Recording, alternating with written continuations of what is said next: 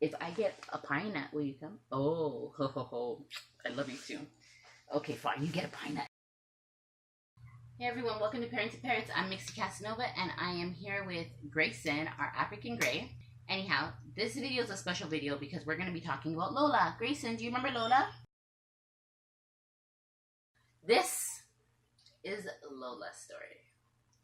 I was going through a lot of problems with the bird store, or the pet store, a big finance pet store, with their previous parrots, until one of the guys says, you know what, there's a really good breeder out there. I heard you mention before that you wanted a Gala cockatoo. Maybe you should contact her and see what she has. So I contacted her, and lo and behold, she had a Gala cockatoo. Only one. So what do you think I did? Give it to me. That was pretty much what it was. I drove 4 hours for Lola. I think it's called Chatham, Kent, is where I end up going. And we went downstairs and all the birds were there. The blue-throated macaw is what the guy at the pet store, like the worker at the pet store, was purchasing from her, and I got to see it.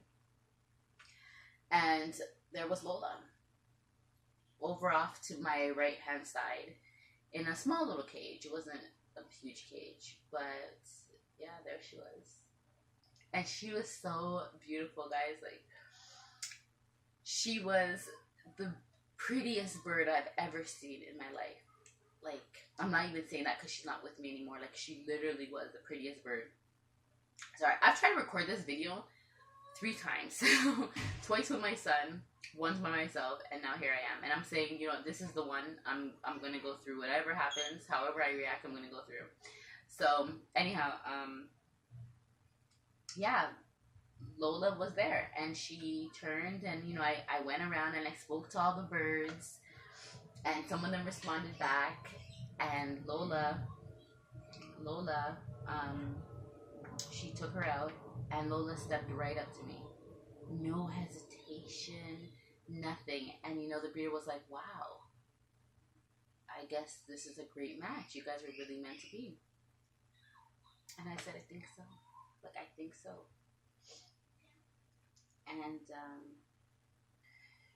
And off we went. Back 4 hours home. And Lola was great. She was a real good trooper. Like, she took that 4-hour drive with no problem. And I was always talking to her, and I was afraid, like, oh my god, it's 4 hours too long. Like, you know, I knew nothing. And we got back home, and she was just amazing. Like, she was just amazing.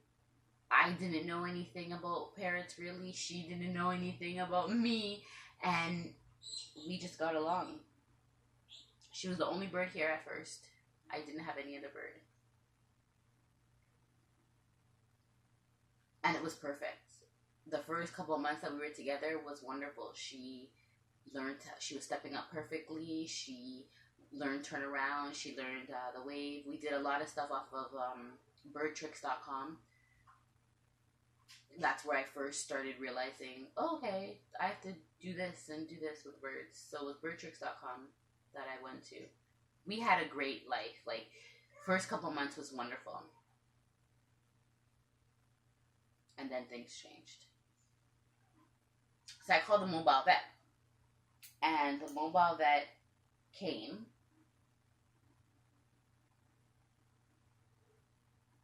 Now, just so you guys, I don't know if I told you guys, Lola was a rose-breasted cockatoo. She was a rose-breasted cockatoo. She's a Gala cockatoo. You could see her, if you like Gala cockatoos or rose-breasted cockatoos, you could follow birdtricks.com. I believe they have a YouTube channel called Birdtricks. So check them out there. They have a Gala cockatoo too. They have 2 Gala cockatoos. I believe one's a boy and one's a girl. I'm not sure. Then you could also check out Marlene McCohen. She has Vinny the Gala cockatoo. And I can't think of anybody else that has a Gala cockatoo. If you are on Instagram, you could check out Maple Macaw. They are getting a Gala cockatoo, and they're showing the baby from, like, weeks old till how it's growing. So they're actually showing the process of the baby growing. So it's pretty neat to watch. So if you're interested in Gallic cockatoos or rose-breasted cockatoos, whichever one you like, sorry Bella, whichever one you like, if you are interested, that's the way to go. Anyway, so back to my Lola story. Lola was young. I don't think she got a chance to really experience her wings, fly about or whatever, because she was in like a small little place, and the place downstairs with the aviary, there was really no flying room.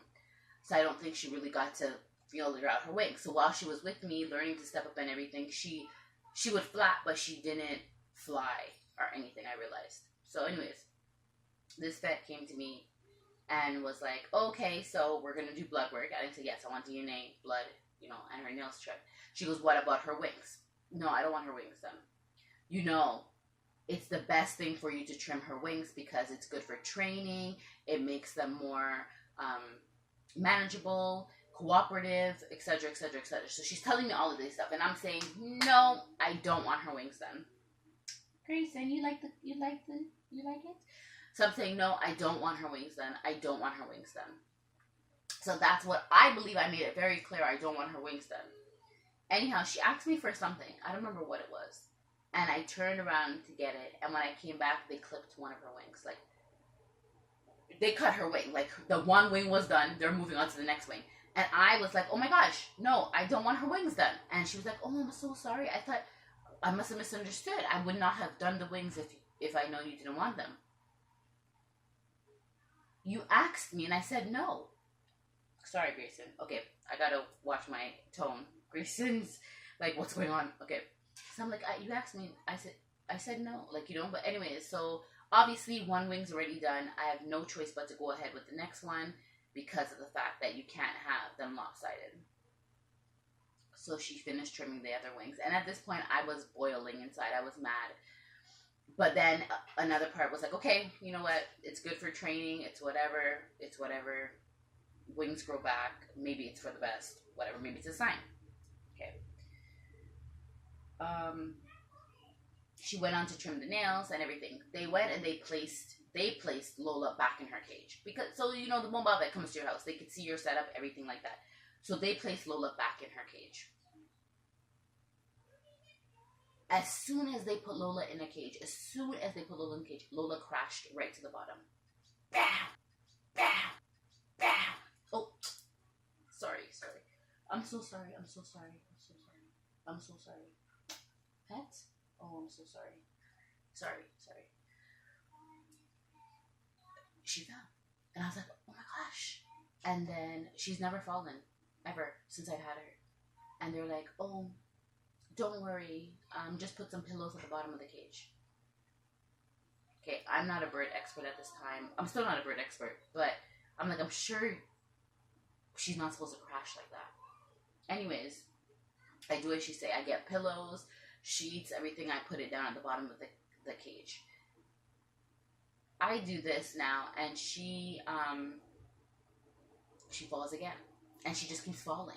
And I'm like, and then, so the vet says to me, don't worry, you know, the pillows are there to soften her fall. She'll stop falling eventually.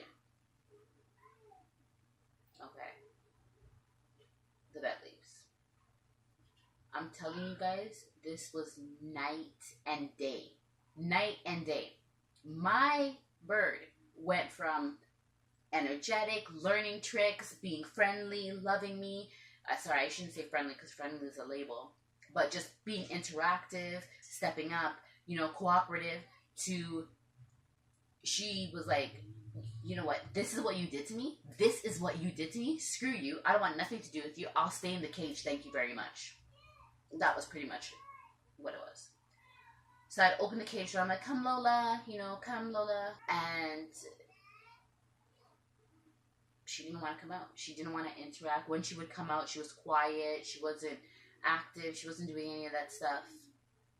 And then I had to be careful with her because she would fall. This time I didn't have Grace and I didn't have anybody. It was just Lola. So anyways, I realized the withdrawal. She kept on withdrawing and she was withdrawing and she was withdrawing it in. She was withdrawing. And so I was just like, okay, what am I going to do? Like, what am I going to do? And I was getting Grayson in about a month, I believe. A month or 2 months from this incident. And I just figured, okay, maybe it's something she's going through. She'll get over it, you know? I went ahead and I got Grayson. And yeah, she continued withdrawing. I thought maybe having Grayson would bring her out a little bit more. They went through the quarantine. I brought him out. They got along fine, as in they weren't fighting or anything. Grayson was there. Lola didn't care. Lola was quiet in her corner. But they didn't interact. Like, it wasn't like they were friends. Like, they wouldn't play together. And then Grayson didn't start talking until he was 14 months. But when he did start talking, Lola never spoke a word, by the way. She sounded like she was going to start talking, and then, yeah, that was it. But Grayson started saying, Lola, step up. Lola, step up.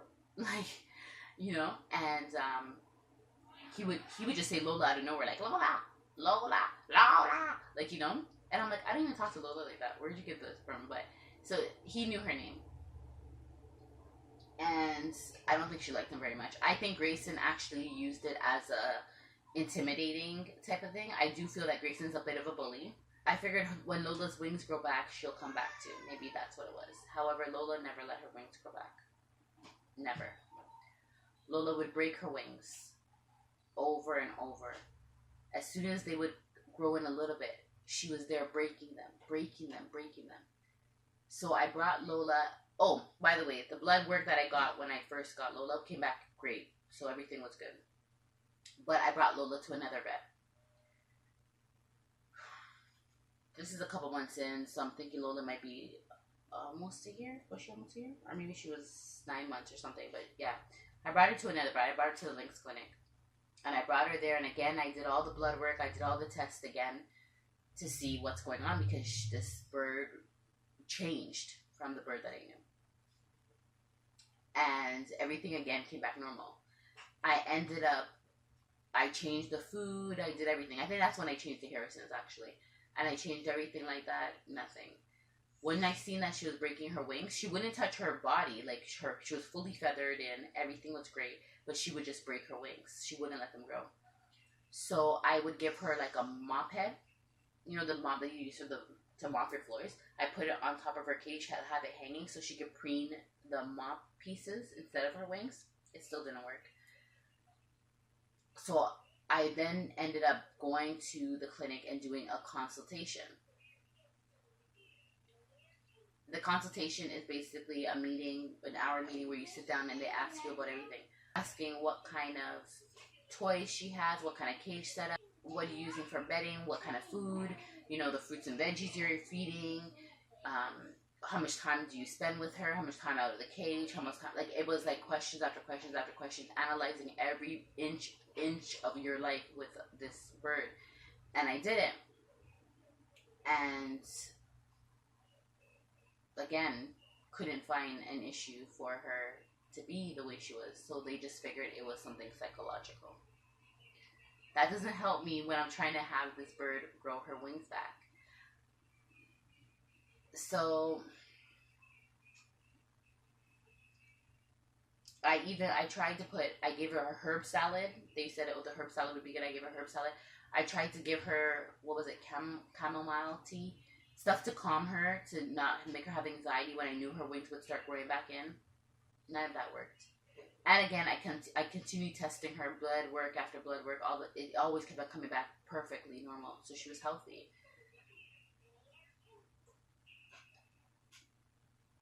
I'm just trying to think of everything that I did for her. So, pretty much, you okay? You just like to get your head rubbed today.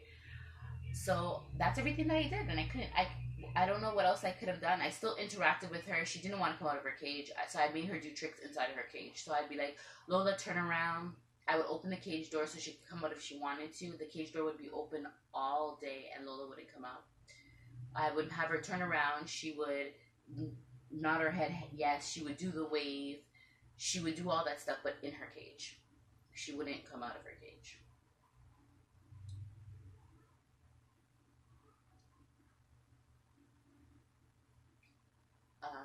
I provided her with so many different toys. Like, I tried. I even went, I called the psychic line of some parrot girl that said she could talk to people, or she could read their minds or something. I don't know. I paid her to read their minds, and she told me to put pictures of each bird on each cage and everything. So on Grayson's cage, I put pictures of him and Lola together, or just pictures of Lola around him, and on Lola's cage, I did the same to see, to get why they weren't completely like being friends and why she was breaking her wings. Anyhow, so the girl called me, and she was supposed to give me an assessment, and she gave me her assessment, and I'm like, when she gave me her assessment, I was like, you're not talking about my birds. And she goes, I'm not? And I'm like, no. I don't remember what she said. She said something. What's up? What do you want? You want a pine nut? She said something, and I was like, that's not my bird. You're not talking about my bird. So anyways, we came to the conclusion that we were talking about a bird. So she said, is there another bird nearby? And I'm like, no, these are the only two birds here. So anyhow, she wasn't talking about my birds. She wasn't talking about my birds. You're gonna eat all of it? You're gonna eat all of it? Do you need to go to the washroom? Can I put you, come here. I don't want you to poo on me. So I was like, you're not talking about my birds. So anyhow, she then, I don't remember, she offered another consultation, but I'm like, what's the point if you're not even gonna, I was already hesitant to do it, but I was desperate at this time, trying to figure out what's wrong with Lola, how can we fix it. Anyhow, this is basically how Lola lived 3 years of her life. This is how it was. She stopped being interactive, and yeah, she would still make her vocals every morning, like early in the morning. Do you want to go in here? No? You want to just pet? Okay. So she would make her vocals every morning, like usual, and every night, make her little squabbles, but during the day, she would shut mouths, like she was quiet. Unless she was bored, I guess, she would make noise, but she had so much toys, I don't know. Honestly, guys, I don't know. I keep on racking my brain back to see if there was something that I could have done different. If, you know, maybe if I just went to a different vet. Maybe if but I did go to 2 different vets. But, you know, I honestly don't see what I could have done different, except never go to that first vet. And this is why I'm so against wing clipping, because obviously this is Lola who got her wing clipped, and she never recovered. And I always brought it back to the wings because she was fine up until that point. Anyhow, 3 years went by, and one day I went out with my son, and I just had my daughter, and we walked in the house, and Lola was on the floor of her cage with her head like doing 360s. Like, it looked like some possessed exodus type of thing that was happening. And I was like, oh my gosh, like I literally ran over to the cage, picked up Lola, like and I was so scared to touch her because it's like someone who's having a seizure or something, like where do you know how to hold them, what to do, right? And so I picked up Lola, and her head was literally turned all the way around. I didn't even know they could do that. Her head was turned all the way around. And I was crying, like I didn't know what to do. I could tell there was something wrong. She was like jerking and stuff, and I'm like, I don't know what's going on, but she wasn't foaming or anything. Anyhow, so I called all the other places were closed. I called the mobile vet. She didn't answer. I texted her, and I sent her pictures, and then I'm like, I think she's dying on me, you know, like, can you help? And so she said, no, she can't help. She's out, she can't help. So she's like, bring her to Guelph University. I'm like, I can't. I don't have a car right now. My car broke down, and I have the newborn baby. Like, I can't go to Guelph. And she was like, well, I can't help. And I remember saying, okay, Lola, just make it through the night. And I held Lola, and I sang to her. I read to her. I held her in my arms, and I was like, I begged her, I was like, Lola, please, Please don't die. Please, please, whatever it is. Because she was healthy. And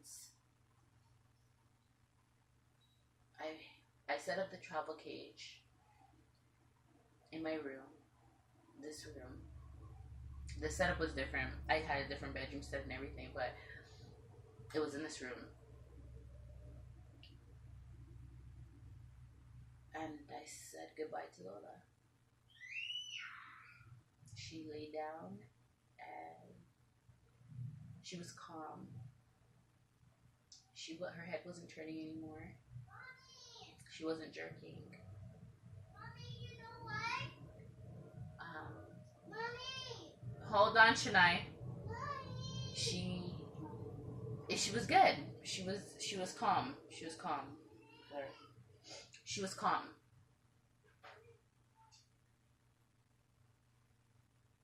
And I laid her in the travel cage on the fleece blanket. And I told her I love her. I love you, Lola. I love Lola. I love Lola. And Lola died.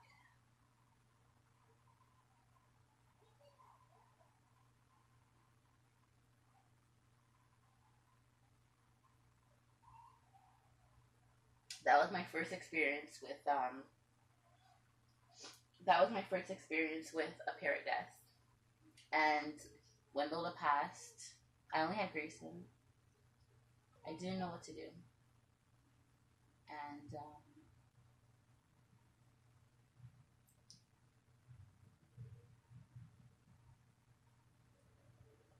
all I remember is not wanting it to happen to anybody else.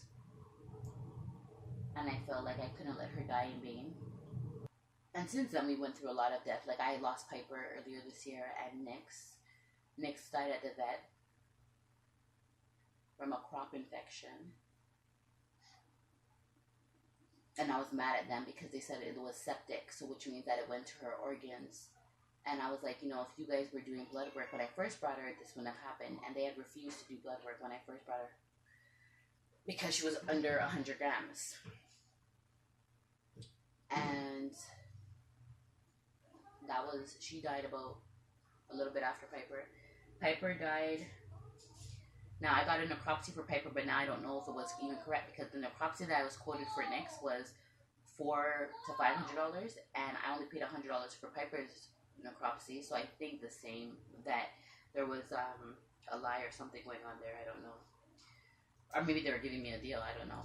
But I wonder about the necropsy information for Piper. But it is what it is. So those are the 3 birds. I lost those 3 birds. But Lola's the reason why I started Parenting Parrots. And I believe that I lost the 3 birds, the 2 birds, Nix and Piper, this year because I had went through depression. And when I was in depression, I didn't care about anything. And I wasn't changing and cleaning their cages like I usually do. And so I believe that they were coming in contact with, stuff that they shouldn't be. And that's what happened. However, with Nix, I think Nix came to me sick because the vet was saying that it was septic. So it means that she had it for a very long time. Like, it wasn't something that she just got. So that was that. But Piper, I'm sure Piper was because of my depression that I went through. Anyhow, that's why I started Parenting Parrots, though. I started Parenting Parrots trying to do better. I didn't want to, I shouldn't have lost Piper and Nix. And when I did, I thought, I beat myself up saying, maybe I'm a bad parrot owner. Maybe I shouldn't have parrots. Maybe, my whole entire plan of trying to educate people and make people do better and have better lives and enrich parrots' lives and help people, when they ask questions and learn from other parrot owners also. Like, I'm like, maybe I'm just not good at it. Maybe I should just give away all my parrots. Maybe I should just stay in my box and be with nobody. But a lot of people, even YouTube subscribers, helped me through that. and told me, like, don't, everything that happens, it is a learning opportunity. And it's true, because, you learn from everything. And I lost these three birds, not all at once. Well, Nix and Piper were back to back, but Lola was the start. And everything I do now, I do for Lola. I started Parenting Parrots because of Lola. I want other parrot owners to come together. We could talk, we could learn from each other, do things, educate one another, and help get the real information out there. Help avoid another Lola story. Make a difference. And that's what I want to do. I want to make a difference, right? And even if I don't make a difference with anybody else out there, I want to at least make a difference in my household. And if doing videos and stuff helps my parents and helps me be able to look back and get education and realize, oh, I said this, or oh, I do this, or oh, you know what? Maybe I said this in this video. Maybe I should implement it here, or something, or even just watching the training videos to look back and say, oh, I missed that. 1 second, I missed that body language, or something like that. Okay? Or something like that, right? I don't know. But, yeah, Lola's the reason why I started this. And Nix and Piper just pushed me to want to do even better. And it also taught me that it's a blink of an eye. Today, you and your parrot could be sitting down having no problems, and all of a sudden you wake up tomorrow and you're like, what happened? Why are you acting like this? What went wrong? Parrots are so sensitive. Their bodies are so sensitive. They're so sensitive. And sometimes we don't realize it. And I've met so many people that have lost parrots over the years. And it's amazing to see how we handle grief, how we all handle what we're doing. What are you doing? Are you trying to bite me? That's not food. That's my pants. Is it because it's colorful? Come, here. I love you. So yeah. So that's my Lola story, guys. That's Lola's story. That's Lola's story. And I do believe that if I never let that vet come here that day, or if that vet listened to me and never cut Lola's wings, I think right now you would have seen me with Grayson, the African Grey, and Lola, the Gala Cockatoo. But even though you guys don't see Lola, she's here. Like, she's not here, but like, she's here. Like, she's in my heart. And that's why I say I respond to every comment that's put on my videos. I respond to every comment or email that's sent to me via my blog. I respond to every Instagram post. I do that because it might just be another parrot owner that is out there like I was, and looking for some kind of support somewhere, some kind of help, and maybe a suggestion I make. I'm not perfect. I don't know the world. I don't know everything. But maybe a suggestion I make can help. And that's my goal. I do it for Lola. And I do it for Piper, and I do it for Nix's. So all of those birds. That's a Gala Cockatoo, a Quaker Parrot, and a Black-capped Conure. Those are my babies. My lost babies. They were gone too soon. And they were gone too soon. And sometimes, like I said, I took my birds to the vet. It wasn't like I was a negligent owner that didn't get them vet checked. They were vet checked every year. So I was taking them to the vet. I do that. And I still lost them. So it happens, guys, quickly.